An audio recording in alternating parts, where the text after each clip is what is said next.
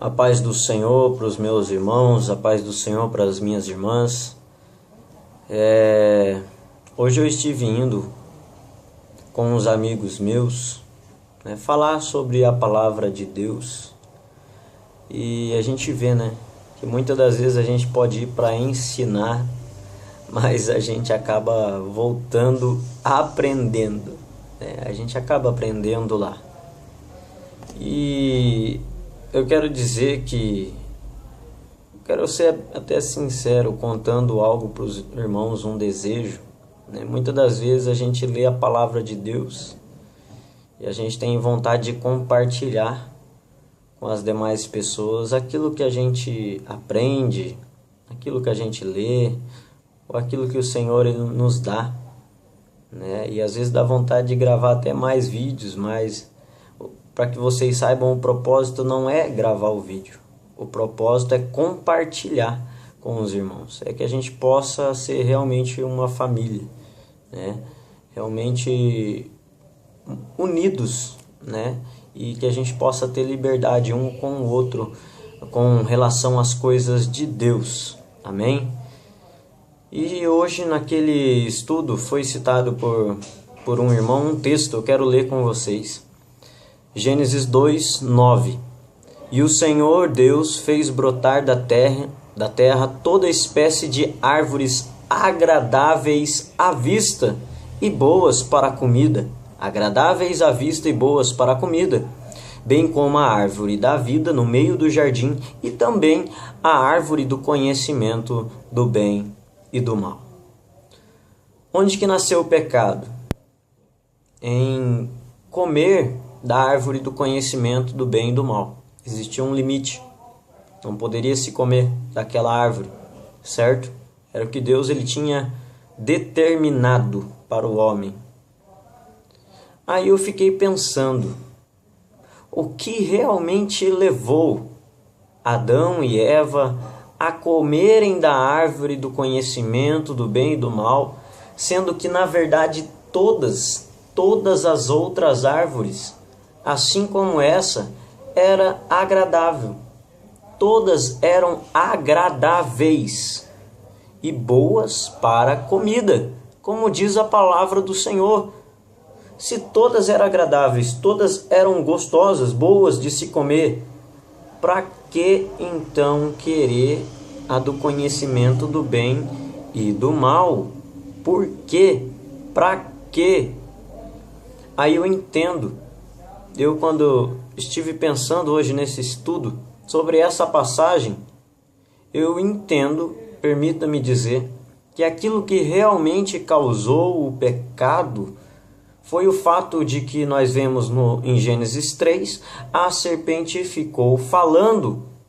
Ou seja, aquilo que foi colocado na mente acabou gerando, a Eva ter comido da árvore. E aí eu liguei com Romanos 12, 2, onde que diz que nós somos transformados pela renovação do nosso entendimento. Ou seja, você muda, você é transformado pelo seu entendimento, por aquilo que você coloca na sua mente. Eva foi inundada na sua mente pela árvore do conhecimento do bem e do mal. Ela pensava sobre todas as árvores, mas foi colocado de uma maneira maior a árvore do conhecimento do bem e do mal. Foi inundada a respeito daquela árvore.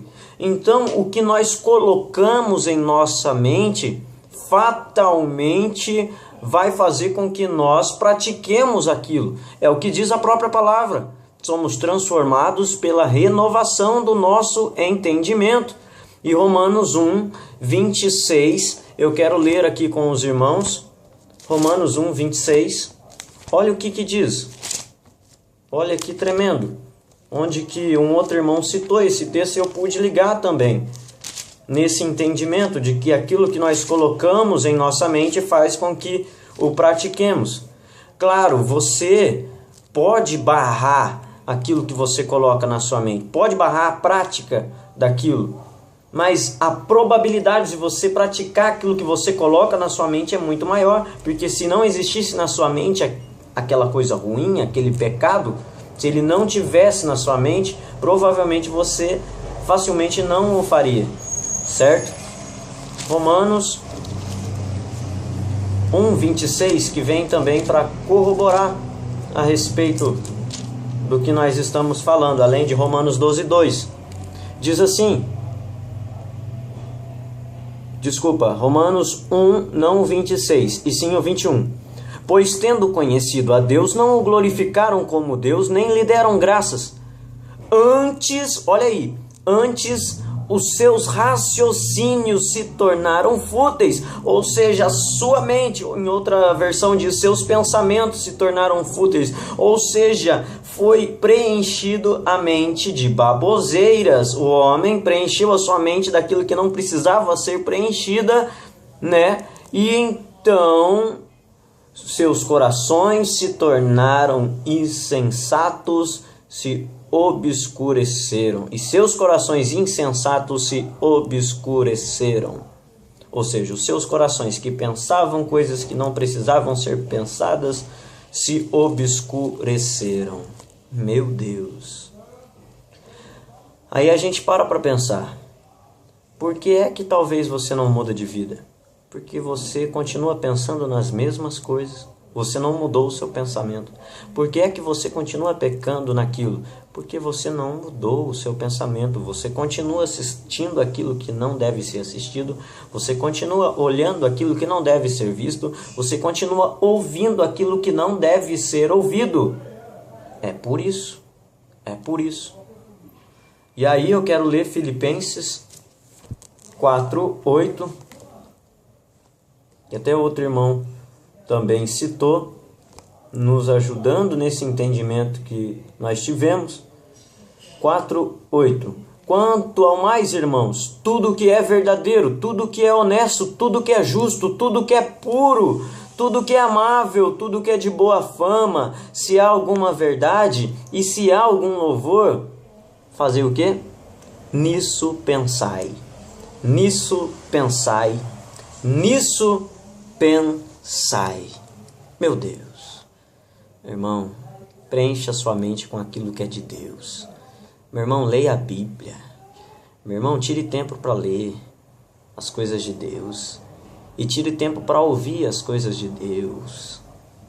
Tire tempo para conversar, dialogar com aquelas pessoas que têm coisas boas para te ensinar, para te passar. Sabe? Aí eu cito até mesmo os mais velhos, né? E velhos de Deus. Né? O que nos falta hoje. Eu sempre gostei de estar perto de quem é mais velho. Desde pequenininho tinha amigos que tinham o dobro da minha idade. Eu não sei porquê, mas Deus me fez assim. E isso é válido para cada um de nós. As pessoas mais velhas têm coisas boas. E aqui está dizendo na passagem, nisso pensai. É como se estivesse dizendo para mim e para você, ouçam os mais velhos. Porque eles têm coisas boas e é nisso que você deve pensar. Então procure rechear a sua mente com aquilo que é de Deus e eliminar todas as outras coisas que não prestam. Jovem, eu falo para você, há quanto tempo que eu não tenho videogame? Eu quero falar, sabe, abertamente com você. Uma vez, em uma pregação, Deus falou fortemente comigo. E o que eu fiz? Queimei todos os CDs. Eu fiz isso. E larguei mão de jogar videogame. Porque eu estava perdendo tempo, ocupando a minha mente com aquilo, sendo que eu poderia ocupar com outra coisa. Que seria muito mais útil, muito mais eficaz, muito mais produtivo para a minha vida e para os outros. Afinal de contas, a nossa vida não é só para nós. Se a nossa vida fosse só para nós, quando nós aceitávamos a Jesus, Jesus já logo nos tiraria dessa terra. Mas Ele não nos tira dessa terra porque existem pessoas que precisam de nós. Existem pessoas que precisam de mim, que precisam de você também. É como o nosso Senhor ele fala em Salmo 1, onde que Ele nos compara como uma árvore, que eu e você somos uma árvore, e uma árvore que gera fruto. Ou seja, você tem gerado fruto? Porque existem pessoas que estão passando fome, precisando do seu fruto. Você precisa alimentar elas. Você tem alimentado? Você tem gerado fruto? E como é feito para que essa árvore gere fruto? A explicação está nas correntes, no ribeiro que essa árvore está plantada. Ou seja, o ribeiro a alimenta, a capacita para dar frutos. E o que é o ribeiro? É a palavra de Deus, como é explicado. Você tem se alimentado dessa água? Você tem bebido dessa água? Ou seja, você tem se alimentado da palavra de Deus para gerar fruto? Existem pessoas que estão precisando de você. Deus nos chama a atenção para isso, em nome de Jesus. Meus irmãos, que possamos mudar o nosso modo de vida, que possamos mudar o nosso modo de viver e agradar mais o nosso Senhor. Somos transformados pela renovação do nosso entendimento. E eu já para finalizar, eu até paro para pensar, por que é que será que as pessoas não pensam tanto em arrebatamento? Por que é que será que as pessoas não pensam tanto em céu? Porque isso não tem sido falado. Quando nós começarmos a falar isso mais e mais e mais nos púlpitos, mais então as mentes dos ouvintes serão ocupadas. Nisso eles estarão pensando e assim serão transformados, ou seja, viverão para isso, viverão para Deus, viverão para Jesus, viverão pensando no céu, pensando naquilo que é do alto, pensando no arrebatamento. Assim cria-se o temor. É por isso, mas tem sido falado de tantas coisas e as pessoas, de certa forma, não têm culpa, né? Porque falta-se do líder, falta-se do pastor, falta-se do pregador falar a respeito disso. Que nós, que estamos à frente, possamos mudar o nosso modo de falar, aquilo que falamos. E aqueles, né, os demais, todos, posso dizer todos, possamos nos voltar para ocupar a nossa mente com aquilo que é de Deus, em nome de Jesus Cristo. Que Deus abençoe a sua vida. Que Deus abençoe toda a sua família. Que você possa ser esse que vai mudar a história de muitos. Em nome de Jesus Cristo. Deus te abençoe. Jesus te ama. Eu também.